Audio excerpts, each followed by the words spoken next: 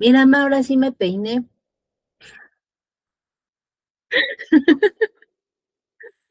¿Qué tal? Muy buenos días, tardes, noches, cuando logren ver esto. Yo soy la profe Moni, tu profe Tedachera, y estoy enseñando derecho a mi manera.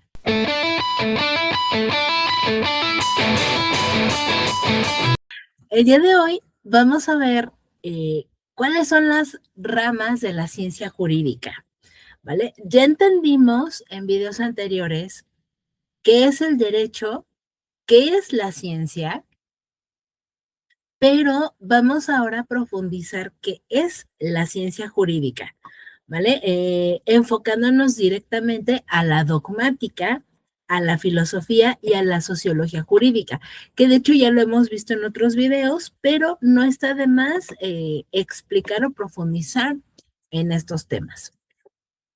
Bueno, vamos a entender que la dogmática jurídica o la sistemática jurídica es la rama de la ciencia jurídica, valga la redundancia, que va a interpretar, va a ordenar y va a sistematizar, dígase, de sistemas, el derecho. Va a hacer que funcione, ¿vale? Y lo vamos a aplicar en una cuestión de derecho positivo vigente, considerando que la vigencia es todo aquello que es aplicable en este tiempo y en este espacio y que funciona, ¿vale? La función, ¿vale? Es explicar el contenido y el alcance de las normas sin crear ni juzgar derecho moralmente. ¿Qué quiere decir esto último?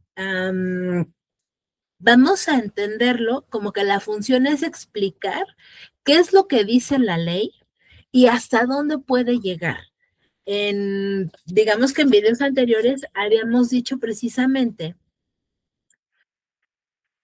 que que el Código Civil, por ejemplo, de la Ciudad de México, dice que matrimonio es la unión entre dos personas que deciden procurarse alimento, vestido, respeto, bla, bla, bla, y hacer vida en común, ¿vale? Pero muy probablemente la definición de matrimonio en cualquier otro estado de la República sea diferente, por algún tema de redacción, por algún tema todavía de que no se aprueba algún tipo de matrimonio igualitario, etcétera. O sea, es la parte donde nos dicen qué es lo que dice específicamente la ley, pero también nos dice hasta dónde llega. En este caso, el Código Civil del Estado de México va a llegar solamente al área de la Ciudad de México, a la capital del país. Ahora, no va a buscar que se haga un juicio moral de si está bien o está mal. Eso no le corresponde directamente a la dogmática jurídica. Nada más te va a decir, dice esto, aplica en tales casos, esta es su delimitación, hasta aquí llega y párale de contar. Si le preguntas a la dogmática jurídica, es decir, si la dogmática jurídica fuera una persona y le preguntas, ¿y tú crees que está bien o está mal? Te diría, ese no es asunto mío. Así de sencillo, no le corresponde, ¿sale? Entonces, a partir de aquí, vamos a entender que solo te va a explicar lo que necesitas entender y hasta dónde llega.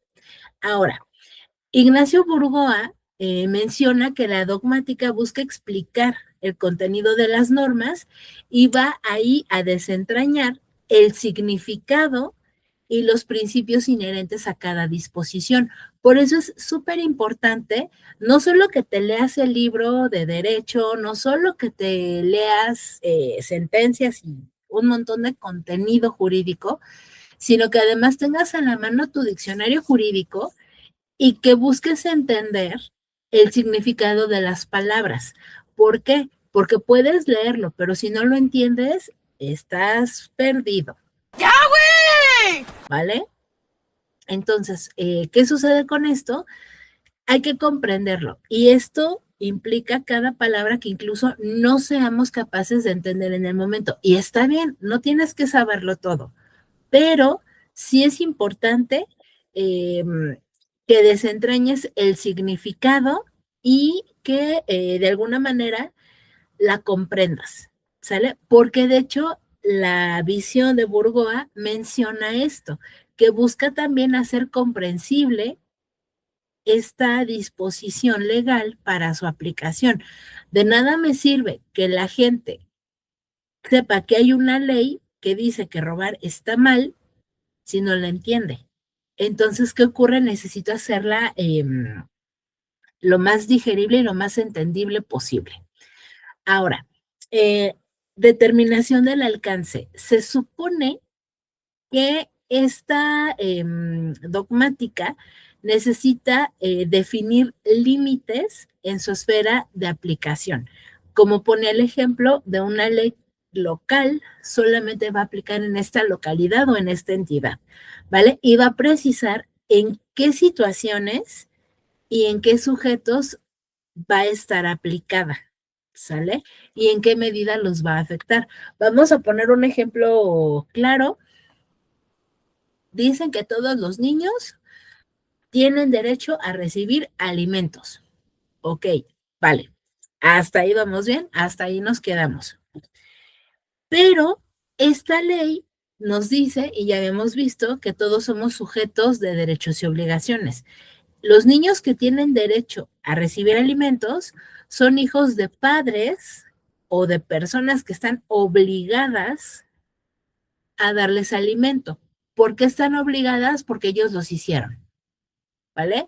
Porque ellos los procrearon y por ende recae la obligación.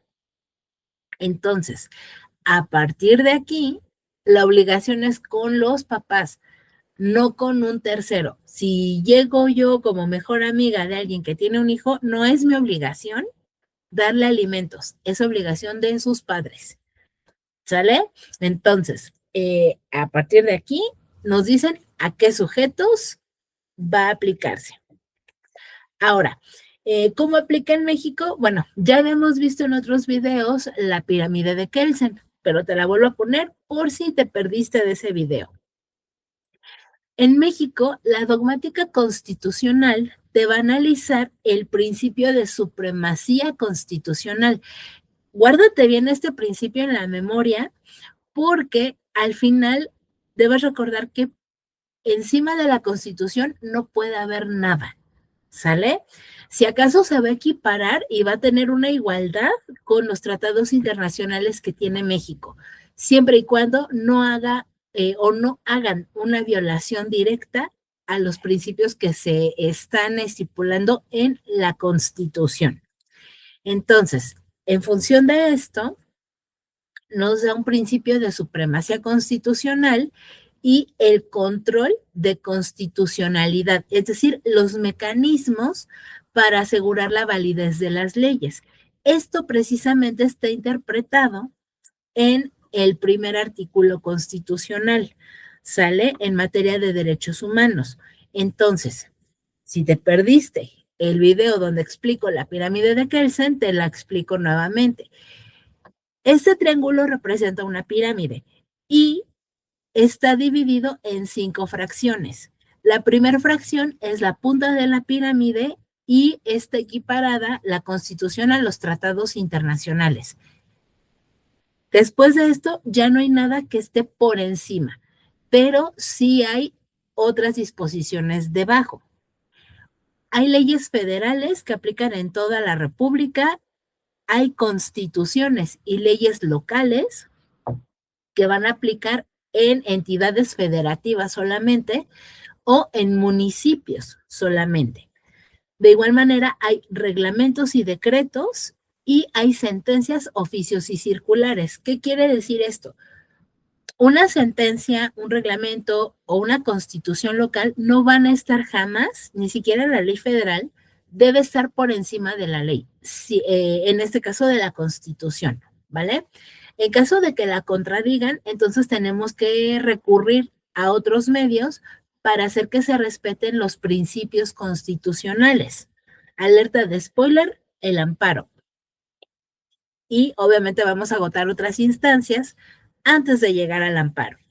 Entonces, a partir de aquí, esta es la aplicación de la dogmática jurídica. El principio de supremacía constitucional y el por qué hay supremacía. Ahora, dentro de esta cuestión, ya una vez analizada la jerarquía, vamos a asegurar esta permanencia de ordenamiento jurídico y vamos a defender como tal el sistema legal mexicano bajo el principio de supremacía constitucional. De igual manera, vamos a verificar que las leyes y actos de autoridad estén ajustados a la Constitución. De hecho, muchas de las reformas que se dan en las leyes son precisamente porque están contradiciendo algún principio constitucional o una ley local está contradiciendo una ley federal. Y es aquí donde si hay un desorden, tenemos que ordenarlo, ¿vale? Y pues al final, como decíamos, los derechos están reconocidos en materia de derechos humanos, están reconocidos también en tratados internacionales. Por lo tanto, se busca que se asegure la máxima protección a la dignidad humana. Y me voy a detener aquí. ¿Qué es la dignidad humana? Bueno, es ese valor intrínseco que tienen los seres humanos por el hecho de haber nacido en la especie humana. Si no sabes la definición de ser humano, también te voy a dejar el enlace de la playlist donde ya explico qué es el ser humano, la parte de la sociedad y la cultura. Una vez que tú naces ser humano, tienes por añadidura este merecimiento de dignidad humana. Por lo tanto, el que te traten con respeto, el que te traten como ser humano, no es un privilegio, es un derecho que tienes. Y el que digas, nadie me ha tratado con respeto hasta que conocí a tal o cual persona, quiere decir que no estabas viviendo de cierta manera con dignidad. Y es importante que como seres humanos exijamos ese trato digno. Ahora, la parte de la filosofía del derecho. Se dice que la filosofía es la madre de todas las ciencias. ¿Por qué? Porque busca o cuestiona el conocimiento. Y en esta parte, la filosofía jurídica va a estudiar el derecho desde la perspectiva crítica y valorativa. Y ojo, ser crítico no significa ser criticón. Ser crítico es cuestionarse y buscar fundamentos y elementos para adquirir conocimientos o defender un punto o tener una opinión propia. Ser criticón es decir, no me gusta, pero no proponer nada nuevo. Entonces, para criticar, no cualquiera. Para ser criticones, cualquier baboso puede hacerlo. Entonces, a partir de esto, la diferencia de la filosofía con la dogmática jurídica es que precisamente la filosofía va a analizar la esencia, los fines y fundamentos éticos del derecho. Y la dogmática jurídica no va a interpretar normas, sino que va a cuestionar su validez y el principio de justicia. No va a decir si está bien o está mal, sino qué tan válido es y qué tan aplicable es para el tiempo y las circunstancias que se están viviendo. Ahora, si lo ponemos en un tema de problemas fundamentales, entendamos o recordemos que el derecho al final es el conjunto de normas jurídicas que va a regir o regular la conducta externa de un individuo en sociedad. Y este problema, como tal, de la parte del derecho, es establecer la naturaleza y la esencia de las normas jurídicas. ¿Esto qué me va a implicar? Esto va a implicar que yo, al poder delimitar o al establecer la naturaleza y esencia, necesito directamente delimitar cuál es el objeto de estudio de mi disciplina. No lo puedo estudiar todo. Por eso necesito especificar qué es lo que voy a estudiar. Y esto va a ser una base para cualquier análisis posterior, ya sea de esta problemática o de algo que se derive de esta problemática o que pueda ser equiparable. Entonces, la parte de la relación con la moral, vamos a entenderlo en una cuestión. La pregunta es si el derecho debe basarse en principios morales o si es una esfera independiente. Hasta este punto, déjame en los comentarios qué opinas. Ya en anteriores videos hemos visto qué es la moral y qué es el derecho. Ahora, la pregunta para ti es, ¿el derecho debe basarse en principios morales o son temas, digamos, diferentes? Déjamelo saber en los comentarios porque de esta manera vamos a enriquecer también el conocimiento que adquirimos aquí. Basado en esto, se va a crear una tensión en donde vamos a necesitar entender la legitimidad del sistema jurídico, ¿sale? Y qué tan válidas son las normas. Ejemplo, podríamos entender que hay una persona, madre soltera, por ejemplo, que está abandonando emocionalmente a sus hijos porque tiene que trabajar para poderlos alimentar, ¿sale? Dentro de esta cuestión, la parte moral es que debe mantenerlos, pero el rol social que le están dando es que también tiene que cuidarlos y atender sus necesidades emocionales. De hecho, legalmente los niños tienen derecho a un sano desarrollo, tanto emocional, espiritual, etcétera. Pero ¿qué ocurre? Se está condenando que tal vez y solo tal vez es una mala madre por no atender necesidades emocionales, pero está atendiendo necesidades biológicas básicas como el alimento, el vestido, el calzado y dentro de la pirámide de Maslow está atendiendo otro tipo de necesidades como la pertenencia y la educación. Entonces, ¿qué ocurre? Aquí es donde nos preguntamos si realmente es moral o es jurídico. ¿Sale? Déjamelo saber en los comentarios, dime qué opinas y vámonos con otro tema también. Las cuestiones de justicia.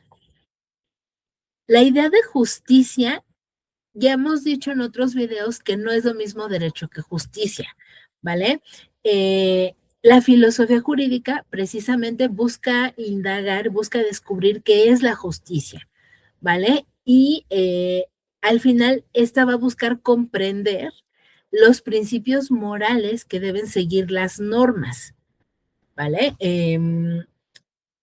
La norma, recuerda que, lo veremos en otro video, la norma es al final una regla que está preestablecida para que funcione la sociedad.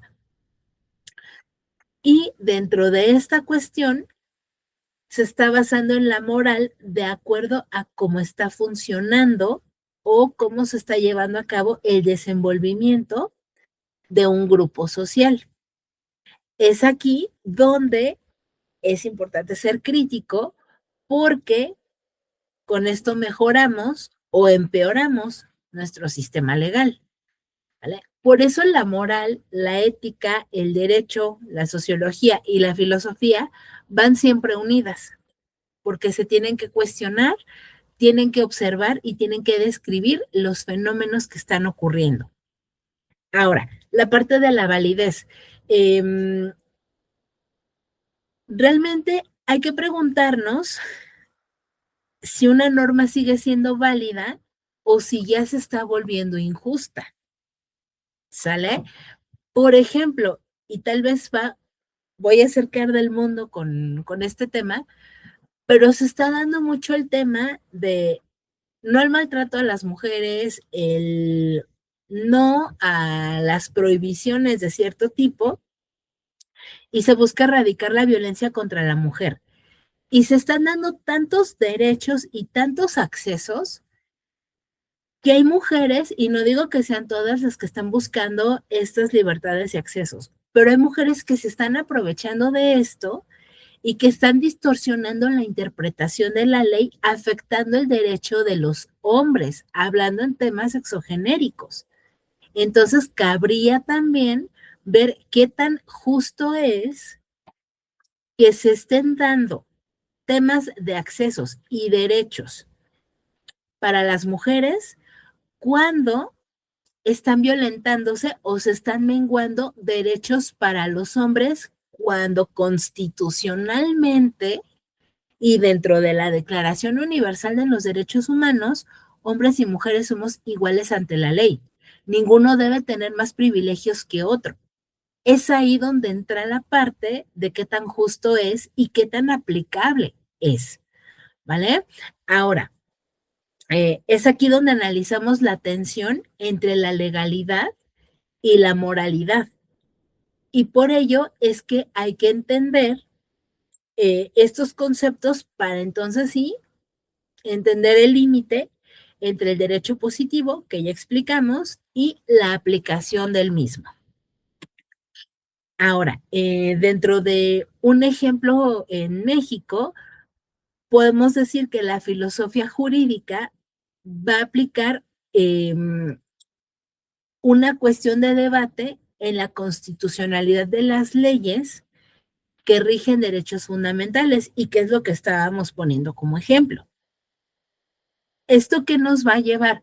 Vamos a necesitar un análisis sobre la justicia, sobre la dignidad humana y los límites del poder estatal, ¿sale? Y me refiero a los límites del Estado, el Estado como parte del gobierno que está rigiendo la cuestión jurídica.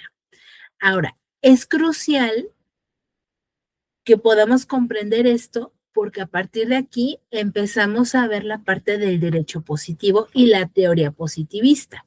Claro, para eso vamos a ocupar otro video. Entonces, la sociología jurídica, volviendo a este punto de ciencias que están unidas con el derecho, pues nos va a ayudar a estudiar el derecho como un fenómeno social. ¿Vale? No es el mismo derecho que se aplica en México al que se aplica en el país vecino del norte, ¿sale? Y vamos a estar analizando el surgimiento en la sociedad, qué es lo que está haciendo que el derecho evolucione. Y ojo, no siempre lo que se dice que es ley o que es parte de una ley quiere decir que esté bien. Simplemente busca regular lo que la sociedad está adaptando como algo normalizado. Y entonces vamos a ver qué tan efectivo es el derecho. Entonces, de acuerdo a esto, vamos a buscar o vamos a analizar cómo se aplica y qué tan eficaz es socialmente en una práctica, ¿vale? Es por eso que la sociología jurídica es importante y es fundamental manejarla como asignatura dentro de los planes de estudios de la carrera o la licenciatura en Derecho, porque tiene todo que ver con la materia jurídica. Entonces, la diferencia entre sociología y dogmática jurídica. La sociología va a estudiar el derecho como un fenómeno social, punto. Va a analizar cómo es que surgió y va a decirnos cuál es el impacto social de las normas. Nada más, ¿vale? Y García Maínez, de hecho, la va a distinguir como una ciencia jurídica normativa, ¿sale? Aunque muy probablemente y en una cuestión personal, puedo decir que es descriptiva. Está analizando, pero nos está describiendo cuál es el suceso. Sé que no me puedo poner con Sansón a las patadas a García Mainés porque tiene un chingo de libros publicados, pero sí te puedo decir que la parte descriptiva de la sociología te está diciendo cómo se está dando el fenómeno. No te está diciendo si está bien o está mal. Y esa es la parte en donde, como siempre he dicho, enseñar no es uniformar cerebros, es amoldar los contenidos e invitar al pensamiento crítico de acuerdo a lo que se está explicando. Puedo contradecir un poco la parte el postulado de García Mainés, con todo respeto, porque la sociología describe, no está juzgando si está bien o está mal. Ahora, la parte de la dogmática jurídica va a interpretar, va a ordenar y va a sistematizar el derecho positivo vigente. Por supuesto, aquí sí va a analizar las normas en un abstracto y va a explicar el contenido y el alcance. Tampoco va a evaluar la parte del impacto social ni la moralidad. No va a decirnos si está bien o está mal, ni a la sociología ni a la dogmática le corresponden. Hay otras áreas y ciencias para ello, pero sí es importante entender que la dogmática va a estudiar las normas. No va a decir si están aplicables, si están bien o mal. Así de sencillo. Y el enfoque es dentro de la estructura y la lógica interna de un ordenamiento legal. ¿Vale? Tampoco nos va a decir, yo creo que esto está mal o yo creo que está bien. Eso no le corresponde ni a la sociología ni a la dogmática. Entonces, basado en esto, hay que amarrar esa parte de conocimiento en donde la dogmática jurídica va a interpretar y ordenar, ¿vale? Va a ser una sistematización del derecho positivo, pero no va a juzgar moralmente, ¿sale? Y en este caso, Burgoa va a explicar que el contenido de las normas determina su alcance y establece criterios de interpretación. Es decir, hasta aquí llegas, aplica en tales casos y para tales personas. Si tú no entras en este supuesto, entonces no te aplica. Pero eso no quiere decir que estés exento de que te aplique si te encuentras en un supuesto similar. ¿Va? Ahora, la filosofía jurídica, según García Mainés, aborda el concepto de derecho, la justicia y la validez de las normas. Ahora, también la sociología jurídica, perdón, va a estudiar el derecho como un fenómeno social, su aplicación real y la eficacia, ¿vale? Pero en estos casos no les corresponde a ninguna decir si están bien o no. Lo que está bien o lo que está mal corresponde directamente a la cuestión ética y moral. Como siempre, la invitación es que elabores tus propias conclusiones y recuerda que no se trata de uniformar cerebros ni que te aprendas el concepto de lo que otros ya dijeron.